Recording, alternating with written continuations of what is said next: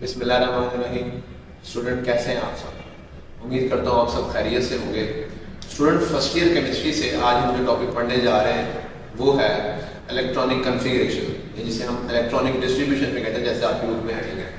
तो स्टूडेंट ये जो इलेक्ट्रॉनिक कन्फिगरेशन है ये समझने से पहले ना आपको 3 रूल्स का पता होना जरूरी है। वो तीनों रूल मैंने यहाँ पे लिख दिए हुए हैं। तो स्टूडेंट ये तीनों रूल जो है, जिसमें आपका प्रिंसिपल है, पॉलीज एक्सक्लूजन प्रिंसिपल है या हुन्स रूल जो है, ये जैसे जैसे हम इलेक्ट्रॉनिक कन्फिगरेशन करेंगे वैसे वैसे मैं आपको यानी इलेक्ट्रॉनिक कन्फिगरेशन करते हुए किस किस प्रॉब्लम का सामना करना पड़ सकता है, उन प्रॉब्लम का सोल्यूशन इन साइंटिस्ट ने दिया था, तो हम तब इसको जो है वो लेकर चलेंगे चीज़ों के साथ साथ। तो स्टूडेंट इसमें सबसे पहले तो आप देखेंगे ये तीनों एग्जामिनेशन पॉइंट ऑफ व्यू से बहुत इंपॉर्टेंट शॉर्ट क्वेश्चन भी हैं, तो आपने इनकी स्टेटमेंट को याद करना है। इसमें से सबसे पहले तो मैं आपको एक इंपॉर्टेंट एमसीक्यूज बताने जा रहा हूँ। वो क्या है कि आपको प्रिंसिपल जो है, ये जो नेम है आपको प्रिंसिपल, देखें बाहर ऐसे लगता है जैसे Pauli's exclusion principle, Hund's rule, जैसे ये साइंटिस्ट है, पॉलीज एक साइंटिस्ट था, हुन्स एक साइंटिस्ट है, तो इसी तरह लगता है ऐसे जैसे ऑफ भी किसी साइंटिस्ट का नेम है, तो ये किसी साइंटिस्ट का नेम नहीं, आपने याद रखना है। ऑफ जो है ये ग्रीक वर्ड है जिसका मीनिंग होता है कंस्ट्रक्शन। तो हमने इलेक्ट्रॉनिक कन्फिगरेशन करते हुए ऑर्बिटल्स की कंस्ट्रक्शन कैसे करनी है ये हमें ऑफ जो है ना बताता है। तो उसमें हमसे कुछ आ जाता है कि दिए गए ऑप्शन में से कौन सा रूल जो है वो किसी साइंटिस्ट के नेम पर नहीं है, तो उसका आपने ऑफ के ऊपर टिक करना है। अच्छा जी, अब स्टूडेंट्स हमारे सिलेबस में ना पहले 36 एलिमेंट्स की इलेक्ट्रॉनिक कन्फिगरेशन बताई गई है। तो बाकी उनमें से जो इम्पोर्टेंट है आपने 36 तक की, यानी आपको जो एक तरीका का जो आपने सीख लेना, उससे इंशाल्लाह आप 36 एलिमेंट्स की इलेक्ट्रॉनिक कन्फिगरेशन कर सकते हैं जो हमारे सिलेबस में है। लेकिन उनमें से भी जो इम्पोर्टेंट है वो आज हम जरूर डिस्कस करेंगे। तो सबसे पहले स्टूडेंट इसको स्टार्ट करते हैं। तो ये मैंने लिखा है यहाँ पे हाइड्रोजन। हाइड्रोजन जो है इसका एटॉमिक नंबर क्या होता है 1। अब इसका जो एटॉमिक नंबर 1 है तो मतलब इसके पास एक इलेक्ट्रॉन है, वो हमने किस सबशेल में भेजा, इसका ये हमें हेल्प करता है ऑफ प्रिंसिपल क्या है कि electrons are filled in subshell, electron उन सबशेल में फिल किए जाएंगे according to increasing energy levels, यानी according to increasing energy level के हिसाब से हम जो है वो इलेक्ट्रॉन की फिलिंग करेंगे। यानी जिस ऑर्बिटल की एनर्जी सबसे कम होगी वो सबसे पहले फिल होगा, और जिसकी एनर्जी उससे ज्यादा वो बाद में फिल। तो सबसे कम एनर्जी जो होती है वो होती है 1s ऑर्बिटल की। तो वो जो एक इलेक्ट्रॉन है वो हम जो हाइड्रोजन का इलेक्ट्रॉन है वो हमने 1s के अंदर भेज दिया। अब उस 1 को आप यूं भी लिख सकते हो, उस 1 को आप यूं भी लिख सकते हो, ज्यादा बेहतर है कि आप ऐसे ही लिखो। बाकी ये है कि 1s1 जैसे पहले लिखा था वैसे भी लिख सकते हो, ठीक है। यानी आप उसकी इलेक्ट्रॉन की स्पिन भी शो करते हैं। अच्छा स्टूडेंट, ये कैसे मुझे पता चला कि 1s की एनर्जी सबसे कम है? तो स्टूडेंट ये बात याद रखिएगा कि ये n+l रूल है जो हमें ऑर्बिटल्स की एनर्जी के बारे में बताता है। इसकी मदद से, इस रूल की मदद से हम ऑर्बिटल्स की एनर्जी कैलकुलेट कर सकते हैं।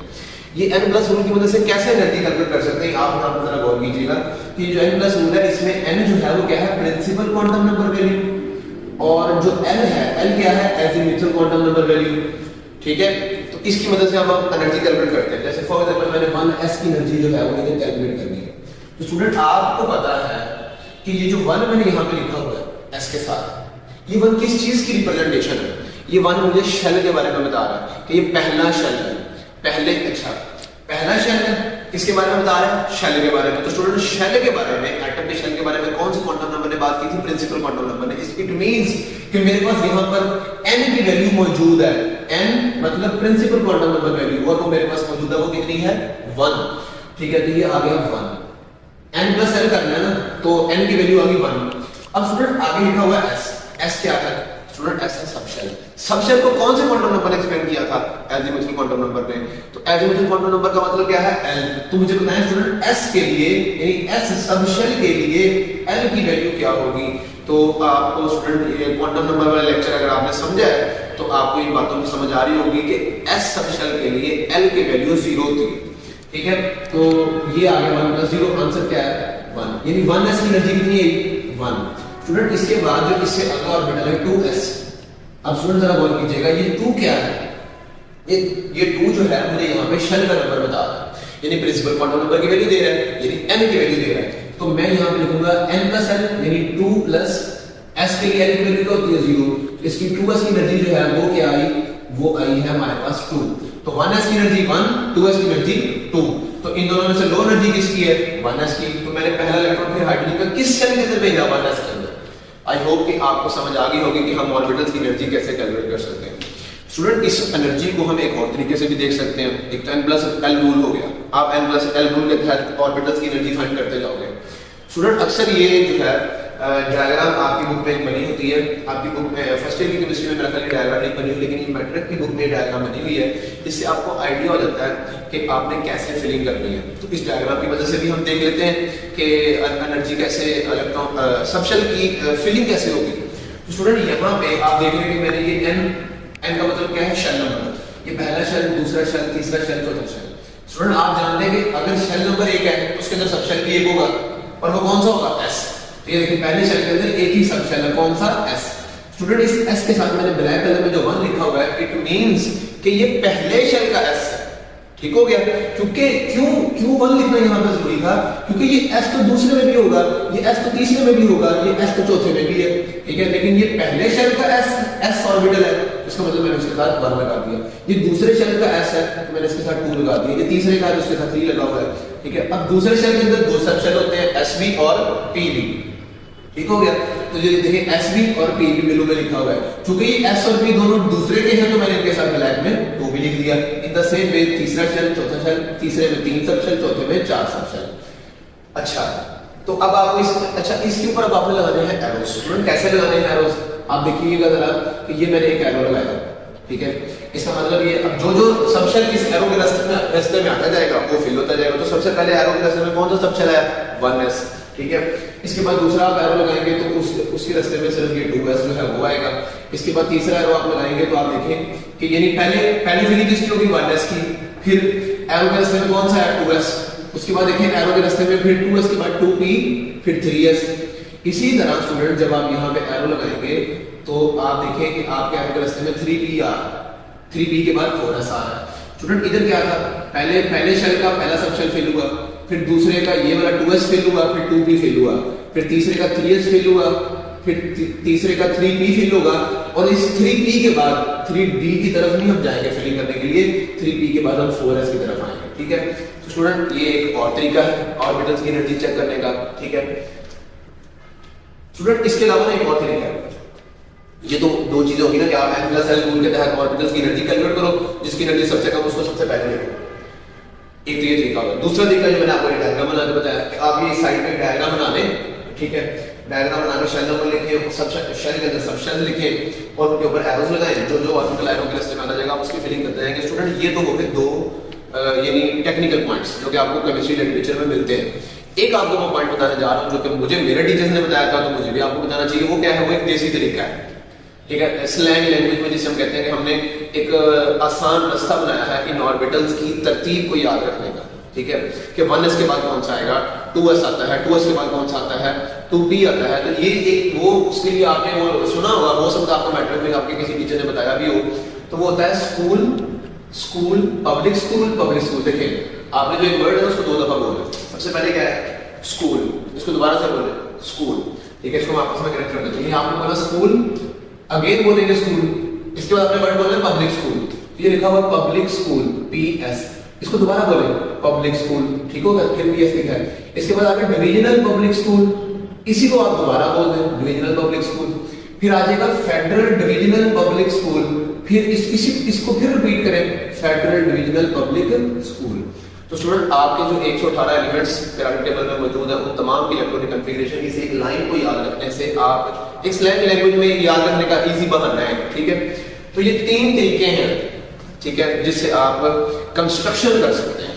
आप वो प्रिंसिपल के तहत कर सकते हैं, उसमें आपको n+l रूल यूज करना पड़ेगा। आप डायग्राम बना के एरोस लगा सकते हैं, या आप ये स्लैंग लैंग्वेज में इस्तेमाल होने वाला जो सेंटेंस है जो कि ये बच्चों को याद करवाया जाता है। तो एक अच्छी चीज है कि आपको पेपर में अगर कॉन्सेप्ट ये दोनों भूल गए तो आप ये चीज भूलने वाले नहीं है।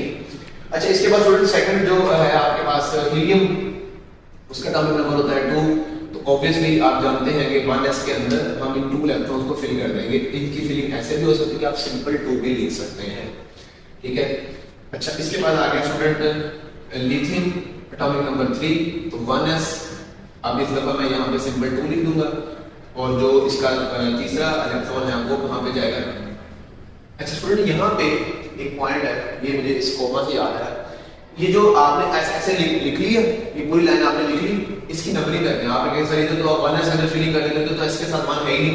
तो देखिए ये s जो है ये पहला s है, इसके साथ अगर 1, ये दूसरा s है तो इसके साथ 2, ये आ गया तीसरा s तो इसके साथ 3, ये चौथा है, इसी तरह ये पांचवा, ठीक है, फिर ये छठा, इन द सेम वे आप करते जाएंगे। अच्छा अब आप देखेंगे ये p की नंबरिंग हमने करनी है, और आप जानते हैं कि p जो है p सबशेल वो पहले शेल में नहीं होता, p सबशेल स्टार्ट ही दूसरे शेल से होता है। इसका मतलब p की नंबरिंग भी हम 2 से स्टार्ट करेंगे। ये p है ना, ये पहला p, इसको हम नंबर 1 ही देंगे, इसको ये चूंकि दूसरे शेल से स्टार्ट होता है तो उसका नंबर देंगे 2, इसको नंबर आगे जैसे नॉर्मल आपने करनी है 2 के बाद 3p, उसके बाद p की तरह ये आ गया ये 3p, ये आ गया 4p, उसके बाद ये आ गया 5p। In the same way आप इसको कंटिन्यू रखेंगे। इसी तरह स्टूडेंट आपको पता है कि जो d सबशेल है वो तीसरे शेल में जाके अपीयर होता है, तो d की नंबरिंग जो है वो आप 3 से स्टार्ट करेंगे। ये पहला d है, इसकी नंबरिंग मैंने 3 से स्टार्ट की, d 3d, ये आ गया 4d, in the same way ये आ गया 5d। तो इस तरह से आप नंबरिंग कर सकते हैं। अब देखें आपको लिथियम भी चाहिए, लिथियम के 2 इलेक्ट्रॉन चले गए 1s में, जो एक इलेक्ट्रॉन बच गया वो किस में जाएगा, ऑब्वियसली वो 1s के बाद इधर जाएगा 2s में, ठीक है, वो 1s के बाद इधर जाएगा 2s में, ठीक है। इसको आप इस अंदाज में भी देख सकते हैं, इस अंदाज में भी देख सकते हैं, इस अंदाज में भी देख सकते हैं। 1s के बाद किसकी फीलिंग हो रही है, 2s की। तो ये मैंने लिखा 2s और इसके अंदर मैंने ये एक इलेक्ट्रॉन डाल दिया, ठीक हो गया। लिथियम के 3 इलेक्ट्रॉन की इलेक्ट्रॉनिक कन्फिगरेशन हो गई। अच्छा जी, अब इसके बाद आपके पास आता है बेरिलियम। स्टूडेंट बेरिलियम का एटॉमिक नंबर होता है 4, तो 1s भी मुकम्मल फिल हो जाएगा, 1s2, इसी तरह 2s2, ठीक हो गया। स्टूडेंट इसके बाद आ गया बोरॉन। बोरॉन का एटॉमिक नंबर होता है 5 इलेक्ट्रॉन। तो पहले 4 तो इन दोनों में लग जाएंगे, 1s 2 2s 2। अच्छा अब जो एक इलेक्ट्रॉन बच गया वो किसमें जाएगा, 2s के बाद किसकी फिलिंग हो रही है, 2s के बाद 2p की, ठीक है। आप इसकी एनर्जी भी कैलकुलेट कर सकते हैं, 2p की एनर्जी। अच्छा स्टूडेंट ये 2p जो है ना, इसकी एनर्जी में एक पॉइंट है, ये समझाना जरूरी है, जरा इसको जरा देखिएगा। देखिए स्टूडेंट 2p की जरा एनर्जी कैलकुलेट करें। n की वैल्यू क्या है यहाँ पे, इस 2 का मतलब क्या है, प्रिंसिपल क्वांटम नंबर की वैल्यू यानी n की वैल्यू, तो ये आ गया 2 प्लस p के लिए n की वैल्यू क्या होती है 1, तो स्टूडेंट एनर्जी कितनी आ गई 2p सबशेल की 3। अच्छा अब 2p के बाद देखिए 2p के बाद क्या लिखा हुआ है 3s, 2p के बाद क्या लिखा हुआ है 3s। तो स्टूडेंट जरा 3s की एनर्जी कैलकुलेट कीजिएगा। इसमें 3 क्या है, n की वैल्यू ये आ गया 3 प्लस s की वैल्यू, s के लिए l की वैल्यू क्या होती है, ये एटॉमिक क्वांटम नंबर की वैल्यू क्या होती है 0। स्टूडेंट जरा गौर कीजिएगा कि 2p और 3s दोनों की एनर्जी क्या आ गई है, सेम आ गई। तो अगर स्टूडेंट ऐसा केस आपके सामने आ जाए कि 2 सबशेल की एनर्जी एक जैसी आ जाए, तो आपने क्या करना है, आपने देखना है कि इन दोनों में से n की वैल्यू छोटी किसकी है, n की वैल्यू कम किसकी है। तो स्टूडेंट 2p और 3s में n की वैल्यू 2p की छोटी है, लिहाजा 2p पहले आएगा 3s बाद में आएगा, 2p पहले आएगा 3s बाद में आएगा, 2p पहले 3s बाद में। अंडरस्टैंड। तो यहां पे मैं लिखता हूं 2p। अब स्टूडेंट 2p मुझे एक इलेक्ट्रॉन बच गया, उसको हम 2p में जो है वो ऐड कर देते हैं। स्टूडेंट ये वाली जो कॉन्फ़िगरेशन थी ये मैट्रिक लेवल तक, एफएससी में ऐसा नहीं है। क्योंकि एफएससी में आपने पढ़ा है magnetic quantum number. Magnetic quantum number ने आपको बताया था कि p जो है p, उसके लिए p सबशेल के लिए मैग्नेटिक क्वांटम नंबर्स की 3 वैल्यूज होती हैं। अगर आपको याद हो -1 से लेकर +1 तक, यानी -1 0 और +1। p के लिए p सबशेल के लिए मैग्नेटिक क्वांटम नंबर की 3 वैल्यूज हैं, मतलब p की 3 ओरिएंटेशंस हैं। वो आपको मैंने क्वांटम नंबर वाले लेक्चर में बताई थी। स्टूडेंट ये सारी बातें जो है वो क्वांटम नंबर से रिलेट करती है, तो आपको क्वांटम नंबर का पता होना बहुत जरूरी है इलेक्ट्रॉनिक कॉन्फ़िगरेशन के लिए। और इलेक्ट्रॉनिक कॉन्फ़िगरेशन आएगी तो अगले चैप्टर के टॉपिक समझ में आएंगे और सेकंड ईयर में भी इसका कांसेप्ट यूज होना है। सो स्टूडेंट क्वांटम नंबर वाला लेक्चर आपने जरूर देखना है, उसके बाद इलेक्ट्रॉनिक कॉन्फ़िगरेशन को समझना है आपने। अच्छा अब p के लिए n की कितनी वैल्यू थी एटॉमिक क्वांटम नंबर की, p के लिए एटॉमिक क्वांटम नंबर की वैल्यू होती है 1, लेकिन मैग्नेटिक क्वांटम नंबर की वैल्यू क्या होगी, -1 से लेकर +1 तक, यानी -1 0 +1। 3 वैल्यूज हैं, मतलब p की 3 ओरिएंटेशंस हैं। वो मैंने आपको लास्ट लेक्चर में बना के समझाई भी थी कि एक होता है px, py, pz। तो इसलिए एफएससी में जब आप कॉन्फ़िगरेशन करें तो आप अकेला 2p नहीं लिख सकते, आपको 2ps लिखना पड़ेगा, आपको 2py लिखना पड़ेगा और 2pz लिखना पड़ेगा। स्टूडेंट यहाँ पे कॉमन मिस्टेक जो चेकिंग पेपर चेक करते हुए मैंने जो है ऑब्जर्व की है कि बच्चे इन शेल्स के दरमियान ना प्लस लिख देते हैं, प्लस नहीं लिखना, कॉमा लगाना। अच्छा अब देखिए स्टूडेंट, आप कहेंगे कि s को तो हमने जो है वो सिर्फ एक ही अंदाज में लिखा है, p को जो है ना वो हमने तीन मुख्तलिफ अंदाज में लिख दिया है। स्टूडेंट s के लिए मैग्नेटिक क्वांटम नंबर की वैल्यू सिर्फ एक ही थी, यानी s की एक ही ओरिएंटेशन होती है, और ये मैंने आपको बताया भी था कि क्यों होती है, क्योंकि s है, s का मतलब क्या है, स्फेरिकल। जो s सबशेल होता है ना, ये स्फीयर की तरह होता है, तो स्फीयर की सिर्फ एक ही ओरिएंटेशन होती है, आप उसको जितना मर्जी रोटेट करें उसकी कोई और ओरिएंटेशन हो नहीं सकती। तो p जो है, p क्योंकि p की शेप होती है डबल आई, तो ये डबल आई px along x एक्सिस, ये py और ये pz। इस तरह से ये लास्ट टाइम आपको मैंने इस चीज को एक्सप्लेन किया था, तो इसलिए हमने px py pz लिखा है। कि स्टूडेंट मैंने बहुत सारे बच्चे देखे हैं, वो क्या करते हैं, वो उनको पता है कि हमारी इलेक्ट्रॉनिक कन्फिगरेशन जो है ना वो 2px तक जाते हैं, मुकम्मल हो जाती है, 5 इलेक्ट्रॉन हमारे लग जाते हैं, तो आगे वो फिर 2py और 2pz नहीं लिखते। आपने ऐसा नहीं करना, 2py और 2pz को लिखना है और लिखकर इनके ऊपर आपने 0 लगा देना है ऊपर। Understand student? अच्छा, अब ये क्या है, 2px 2py 2pz क्या है? ये 2px 2py 2pz magnetic quantum number की वजह से है ना, जो हमें मैग्नेटिक क्वांटम नंबर हमें ऑर्बिटल के बारे में बताता है और ओरिएंटेशन के बारे में बताता है, तो ये है ऑर्बिटल्स। तो स्टूडेंट मैं समझाने के लिए पता क्या करूंगा, मैं यहां पे ना बॉक्सेस बनाऊंगा कुछ। आप फर्ज कर लेंगे एक बॉक्स जो है ना वो एक ऑर्बिटल है। अच्छा, अब स्टूडेंट वो जो एक इलेक्ट्रॉन बोरॉन का पांचवां, वो जो हमने 2px में भेजा है, आप क्वेश्चन कर सकते हैं कि सर 2py में क्यों नहीं भेजा, 2pz में क्यों नहीं भेजा? तो आप किसी में, तीनों में से किसी में भी एक में भेज सकते हैं। क्यों? स्टूडेंट देखें, पहले जरा इस चीज को अंडरस्टैंड करें। ये है हमारे पास, ये बेसिकली 2p ऑर्बिटल है। हाँ, 2p की नजदीक 2s से ज्यादा है, लेकिन 2p की जो तीन शक्लें हैं, इन तीनों की एनर्जी आपस में बराबर है। इसका मतलब वो जो पांचवा इलेक्ट्रॉन है वो आपकी मर्जी है, वो आप चाहे 2px में भेज दो, चाहे 2py में, चाहे 2pz में, और आपकी मर्जी, आप उसे जोन सी मर्जी स्पिन दे दो, चाहे उसे क्लॉकवाइज दे दो, चाहे उसे एंटी क्लॉकवाइज दे दो। आपने इसको यू नहीं बनाना, आप इसको यू बना दें, ठीक है? ये आपकी it totally depends upon you, ठीक है? लेकिन ये जैसे हमारी बुक ने किया हुआ है, हम इसको 2px में रखते हैं, ठीक है? आप किसी में भी एक में रख सकते हैं और जो मर्जी स्पिन दे दें, ठीक है? इसको उल्टा कर दें, सीधा कर दें, जिस मर्जी में डाल दें इन तीनों ऑर्बिटल में से। तो ये तो यहाँ पे तो प्रॉब्लम नहीं है स्टूडेंट, प्रॉब्लम आने वाली है कार्बन पे, ठीक है? स्टूडेंट कार्बन का एटॉमिक नंबर क्या होता है? 6 इलेक्ट्रॉन, 1s2 2s2 4 लग गए, 2 बाकी, तो 2px 2py 2pz। स्टूडेंट ये है 2px, ये है 2py और ये है 2pz। स्टूडेंट आपने इन तीनों में 2 फिट करना है इलेक्ट्रॉन। अब प्रॉब्लम क्या है? प्रॉब्लम ये है कि क्या पहला 2px को देंगे, दूसरा 2py को देंगे, तो 2pz का क्या कसूर है? ठीक है, उसको क्यों नहीं मिला? बस 2pz को ही क्यों खाली रखना है? ठीक है, तो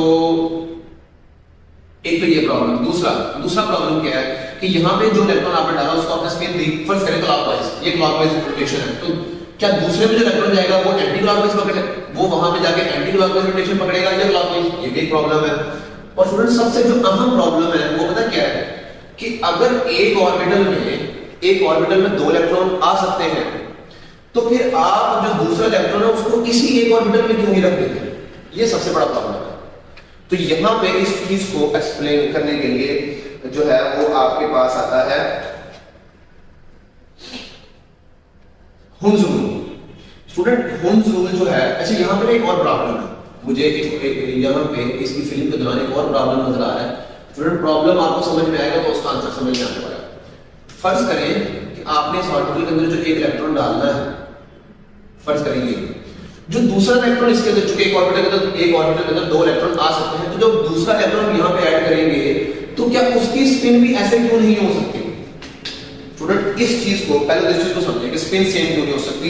एक ही ऑर्बिटल के अंदर मौजूद जो दूसरा इलेक्ट्रॉन है उसकी स्पिन के लिए जरूरी है कि अगर आपने यहां पे दूसरा इलेक्ट्रॉन ऐड करना है तो वो दूसरा वो इसके ऑपोजिट स्पिन पकड़ेगा। अगर ये क्लॉकवाइज है तो वो एंटी क्लॉकवाइज है। ये बात हमने बताई थी पहली दफा पाउलीज ने। पाउलीज एक्सक्लूजन प्रिंसिपल जो है वो क्या कहता है, 2 electron in the same orbital, एक ही ऑर्बिटल के अंदर जो 2 इलेक्ट्रॉन्स हैं वो शुड हैव ऑपोजिट स्पिन। उनकी स्पिन जो है वो हमेशा ऑपोजिट होगी, वो सेम स्पिन नहीं रख सकते।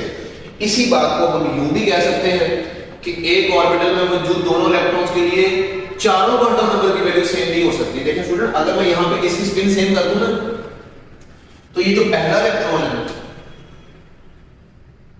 अब इस वक्त मैंने फीलिंग चूंकि स्पिन ऑपोजिट है, मैंने पाउलीज एक्सक्लूजन प्रिंसिपल को फॉलो किया हुआ है, ठीक है?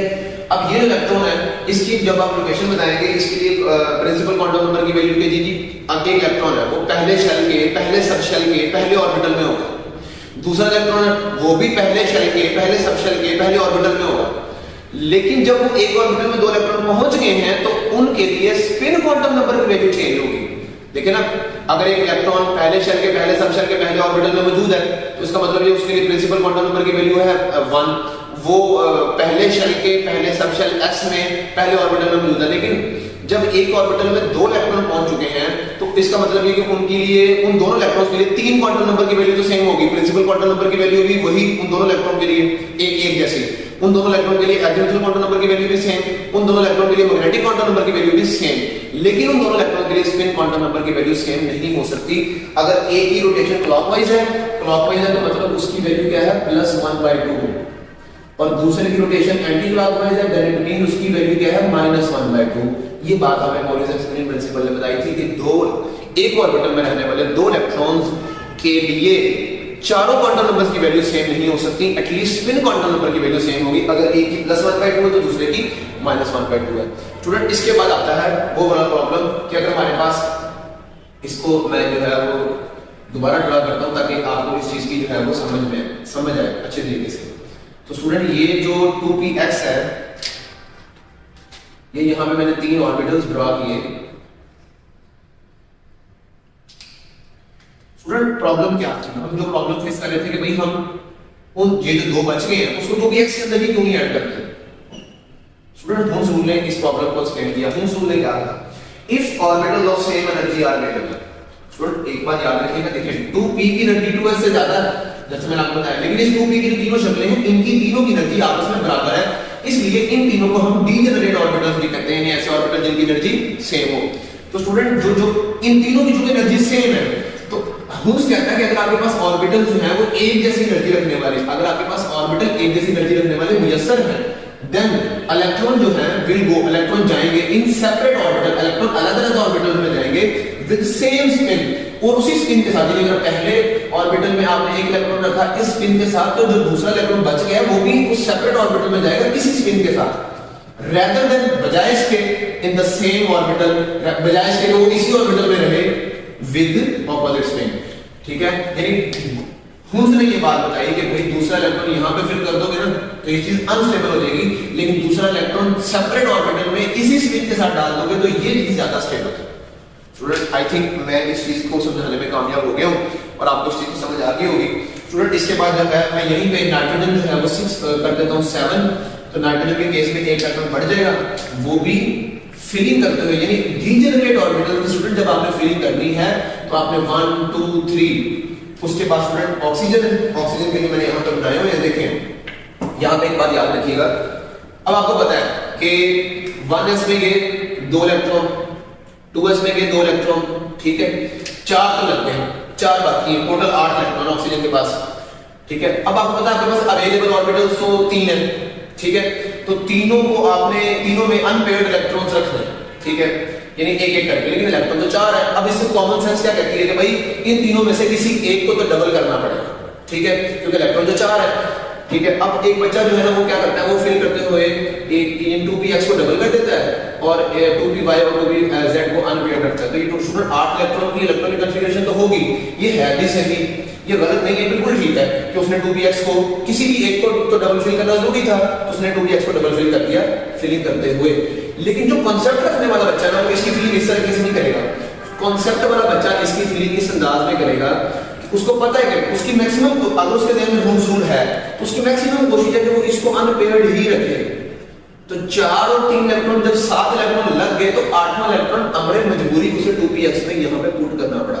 यानी पहले आप अनपेयर्ड की फिलिंग करें, बाद में उसको जो है वो उसको डबल करें। तो इसके बाद स्टूडेंट, इसके बाद फलोनी के 2 इलेक्ट्रॉन आप करेंगे। उसके बाद मैं आपको नियोन की समझाता हूँ। नियोन जो है ना उसके पास होता है 10 electron, 1s2 2s2 2px 2py 2pz। अच्छा स्टूडेंट, एक चीज का ध्यान रखिएगा, ये जो मैं ब्लू बॉक्सेस बना रहा हूं ना, ये मैं सिर्फ आपको समझाने के लिए बना रहा हूं। आप एग्जामिनेशन में इलेक्ट्रॉनिक कॉन्फ़िगरेशन करते हो इसको ड्रा नहीं करना, ठीक है। जैसे यहां पे ब्लू बॉक्स ड्रा नहीं होगा, ब्लू बॉक्स ड्रा नहीं होगा, आप सिंपल 0 लिख दीजिए। अच्छा स्टूडेंट ये जो है नियॉन, इसके पास होते हैं 10 इलेक्ट्रॉन। तो स्टूडेंट देखिए 4 यहाँ पे लग गए, तो अब 6 बाकी, उन 6 की फिलिंग हमने इनके अंदर करनी। कैसे करेंगे? 1 2 3 4 5 और 6।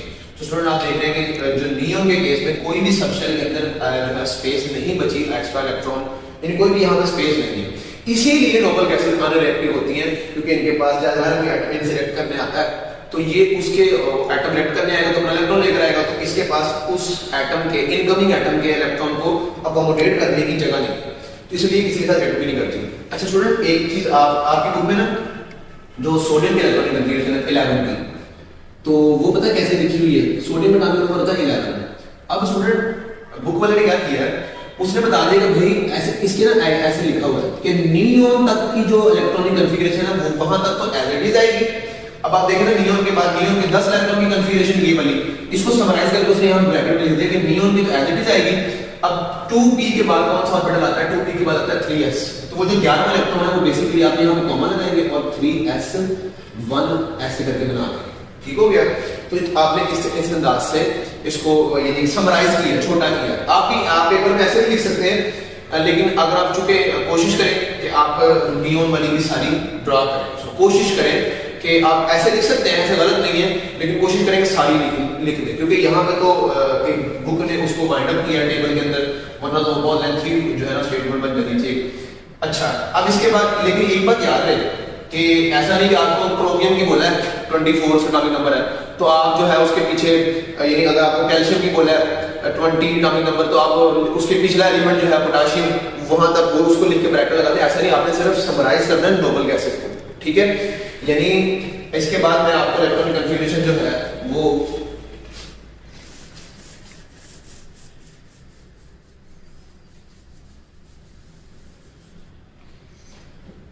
स्टूडेंट इसके बाद देखिएगा कि आप R1 को लें। ठीक है, R1 होगा 1s2 2s2 2px फिर 2py 2pz। स्टूडेंट इसके अंदर जाएंगे 2 इलेक्ट्रॉन, इसके अंदर 2, ये होगी 10 इलेक्ट्रॉन की इलेक्ट्रॉनिक कन्फिगरेशन। इसके बाद जो है वो आपका 3s2 10 और 2 12, 3s के बाद क्या है 3p, अब इसको हम लिखेंगे 3px 3py 3pz। 10 और 2 12 लग चुके हैं, तो ये 2 इसमें लगेंगे, 12 और 2 14, ये हो गए 16 और ये हो गए 18 पूरे।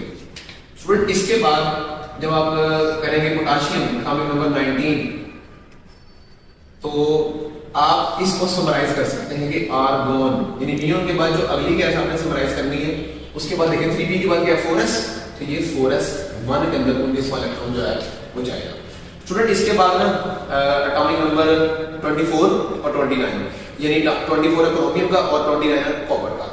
यहाँ पे प्रॉब्लम है, देखिए ना स्टूडेंट, अगर मैं यहीं पे एटॉमिक नंबर बढ़ाऊं, कैल्शियम कर दूं, तो ये हो गया 20, यानी ये फेल हो गया, इसके अंदर 4s2 हो गया। अब इसके बाद जब मैं जाऊंगा स्कैंडियम में, स्कैंडियम जो है Sc एटॉमिक नंबर 21, तो इसमें मुझे अब 4s के अगला ऑर्बिटल चाहिए, 4s के बाद मुझे क्या चाहिए 3d। तो स्टूडेंट याद रहे कि जो 3d होता है, d p को जब भी हम लिख रहे थे उसकी तीन ओरिएंटेशन में लिख रहे थे, d को जब भी लिखेंगे उसकी ओरिएंटेशन में लिखेंगे, यानी d की ओरिएंटेशन मैंने आपको बताया था, d के लिए मैग्नेटिक क्वांटम नंबर्स की वैल्यूज होती है 5, और जैसे p के लिए 3 थी, px py pz, d के लिए है 5, dxy dyz, और d कौन सी है, यानी आपने d लिखा ना, तो d जो है वो इन 5 ओरिएंटेशन के साथ यहां पे लिखा जाएगा, यानी d 3d, इसको आप लिखेंगे 3d xy, ठीक है, और इसको आप लिखेंगे 3d yz, 3d zx, 3d 1 2 3, और इसके बाद आ जाएगा 3d x square minus y square, और इसके बाद आ जाएगा 3d z स्क्वायर।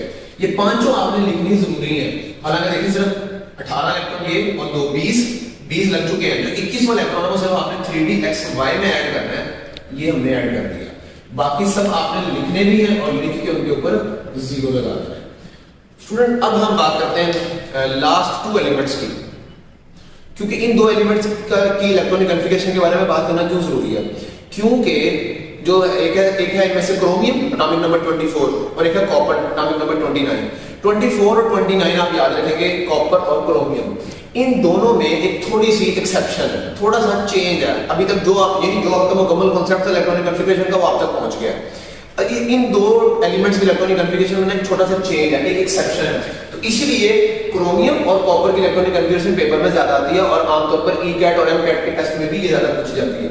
ये आ गया क्रोमियम एटॉमिक नंबर 24। इसमें हम पहले लिखेंगे आर्गन तक तो एज इट इज। अच्छा जी, 18 इलेक्ट्रॉन लग गए, 18 के बाद 6 रह गए हमने जो लगाने। अब जैसे हम अभी तक जो कांसेप्ट सीखे उसके मुताबिक आर्गन के बाद क्या आता है 4s, 2 इसके अंदर चले गए, 18 और 2 20। इसके बाद हम लिखेंगे 3d 1, 3d 5 लिखेंगे, 1 2 3 4 और 5। ठीक है, ये होगा x y, ये होगा y z, ये है z x, ये है x square minus y square और ये है z स्क्वायर। तो आप देखें 18 और 2 20 लग चुके हैं, 4 बाकी। अब वो जो 4 है जाहिर आप इन तमाम ऑर्बिटल्स में उसको अनपेयर्ड करने की कोशिश करेंगे, 1 2 3 4। ठीक हो गया स्टूडेंट्स? यहां पे एक एक्सेप्शन है, ये जो अभी तक हमने कॉन्सेप्ट सीखा ना उसके मुताबिक ये क्रोमियम की इलेक्ट्रॉनिक कॉन्फ़िगरेशन हो गई। लेकिन क्रोमियम और कॉपर के केस में आपने 4s को कंप्लीटली फिल्ड नहीं करना, ये एक्सेप्शन है। यानी ये जो 2 इलेक्ट्रॉन है, ये वाले जो 2 इलेक्ट्रॉन है, ये वाले, इनमें से चूंकि देखें इनमें से आपने एक इलेक्ट्रॉन यहां से रिमूव करना है और इसको ऐड कर देना है यहां, ये एक्सेप्शन है। ठीक है, और in the same way copper के अंदर बिल्कुल क्या आपने 4s को कंप्लीट नहीं करना, आपने क्या करना है 4s एक इलेक्ट्रॉन निकाल के इधर ऐड करना है। ठीक है स्टूडेंट, ये होगी क्रोमियम की। अच्छा, कॉपर में पता क्या सीन है? कॉपर में ये है, कॉपर का मैं यहीं पे लिख देता हूं, ये आ गया Cu29। अच्छा, अब देखें 18 इलेक्ट्रॉन ये लग गए, तो 4s को आपने रखा हाफ फिल्ड, 4s को क्या रखना है हाफ फिल्ड। कितने लग गए? 18 और 19 लग गए, 29 में से 19 गए, पीछे कितने रह गए? 10। तो 10 का मतलब क्या है? अब उन 10 इलेक्ट्रॉन्स को हमने इन डीजेनरेट ऑर्बिटल्स के अंदर फिल करना है। तो स्टूडेंट इसको हम फिल करते हैं, एक तो पहले लग गया, ठीक है 10 करने से ना, फिर तो एक तो पहले लगा हुआ है, इन पांचों में एक पहले ही लगा हुआ है, तो 10 में से 5 निकल गए, अब 5 बाकी रह गए। टोटल 29 थे, 18 इधर लग गए, एक ये 19 और 4s को हम डबल कर सकते। इसका मतलब ये चीज तो होगी फिक्स, इसको नहीं हमने छेड़ना। अब हमारे पास 10 इलेक्ट्रॉन जिनको हमने इन 5 ऑर्बिटल्स के अंदर फिल करना है, तो इन 5 के अंदर 5 ऑलरेडी आपको लगे हुए नजर आ रहे हैं, पीछे कितने रह गए? 5। तो ये हो गया 1 2 3 4 और 5। ये 29 इलेक्ट्रॉन की इलेक्ट्रॉनिक कॉन्फ़िगरेशन आपके सामने इस वक्त लिखी हुई है, जिसमें से 4s क्या है? इनकम्प्लीट। अच्छा स्टूडेंट, वेरी इंपॉर्टेंट थिंग, इसके बाद जो आप देखेंगे जो जिंक है, जिंक का एटॉमिक नंबर होता है 13। अब जब एक इलेक्ट्रॉन बढ़ गया ना, तो आप देखेंगे कि ये 3d जो है, 3d वो कंप्लीटली फिल हो चुका है। तो इसका मतलब क्या है कि आप 3d के बाद जो है वो 4b ले आओगे? नो स्टूडेंट, 3d का ये जो एक इलेक्ट्रॉन बढ़ गया ना, जिंक के केस में यही जो एक इलेक्ट्रॉन एक्स्ट्रा हुआ है वो 4s में चला जाएगा। जिंक के केस में इधर चला जाएगा, फिर ये कंप्लीट फिल्ड होगा। ठीक है, उसके बाद जब एटॉमिक नंबर 31 वाला एलिमेंट आएगा तो आप जो है वो 3d के बाद 4p लोगे। स्टूडेंट, ये थी इलेक्ट्रॉनिक कॉन्फ़िगरेशन। मैंने मैक्सिमम कोशिश की है कि इलेक्ट्रॉनिक कॉन्फ़िगरेशन के रिलेटेड जितना भी कॉन्सेप्ट है, जितने भी छोटे छोटे बारीक बीनी वाले पॉइंट हैं, वो आप तक डिलीवर हो जाए। तो आई होप मैं इस मकसद में बहुत हद तक कामयाब हो गया हूँगा। तो फिर भी अगर आपका कोई क्वेश्चन हो तो आप कमेंट सेक्शन में कमेंट करके अपना क्वेश्चन पूछ सकते हैं, इंशाल्लाह उसका आपको आंसर मिल जाएगा। तो ये आपका चैप्टर का भी इख्तिताम है। तो आई होप कि एक बड़े अच्छे तरीके से ये चीज़ें जो हैं वो आपके समझ में आ गई होंगी। तो मुझे इजाज़त दीजिए, अल्लाह हाफ़िज़।